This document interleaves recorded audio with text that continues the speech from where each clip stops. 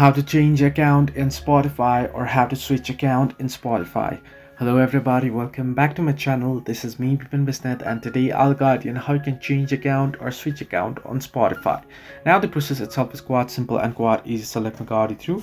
First things first, what you want to do is you want to simply go ahead and open up Spotify. Once you open up Spotify there, you'll be logged into your account, right? So here I'll just log into one of my accounts real quick. And now here what you want to do is you want to tap on the profile icon at the top left corner of your screen and then tap on settings and privacy. Under settings and privacy, now you want to scroll all the way down below and then tap on logout and log out of your account. Once you're logged out, you can tap on login and then go ahead and enter your email and username or password for other account that you wish to change or log in. So this way you can change account in Spotify or switch account in Spotify. Hope this helped you. Do like and subscribe, and do not forget to leave a comment down below if you have any further issues.